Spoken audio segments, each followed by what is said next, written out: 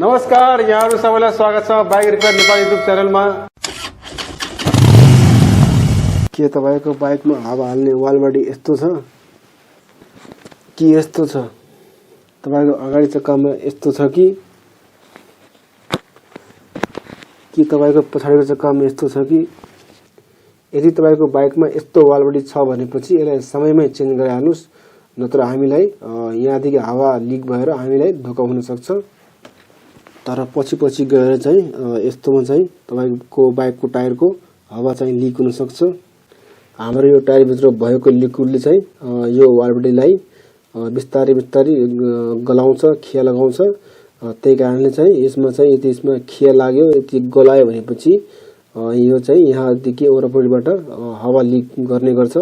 यहाँदेखि हावा लिक गर्ने गर्यो भनेपछि हामी मानव जस्तै कुनै लङ टुरमा गयौं या कुनै दुर्गम ठाउँमा गयौं, पहाड जस्ता ठाउँमा गयौं भनेपछि हाम्रो यहाँदेखि हावा लिक हुन्छ। हावा यदि लिक भयो भने हाम्रो टायर चाहिँ पेन्चर भइहाल्छ। त्यसपछि त हामी जहाँ छौं त्यही थन्किन्छौं, हामी बाइक चलाउन सक्दैनौं, हामीलाई धेरै गाह्रो हुन्छ। त्यही कारणले हामीले आफ्नो बाइकको टायरको हावासँग कम्पेयर चाहिँ गर्नु हुँदैन। यो वालबडी चाहिँ हामीले ओरिजिनल नै हाल्नुपर्छ। यो ओरिजिनल तपाईको त्यो रबरको हुन्छ, जस्तो कि हामीले पछाडि चक्कामा हेर्यौं हाम्रो यो टायर भित्र लिक्विड हुन्छ। त्यो लिक्विडले चाहिँ यस्तो रबरको वालबडी यति छ भनेपछि भित्रको त्यो लिक्विडले यस्तो वालबडीलाई गलाउँदैन, खिया लगाउँदैन।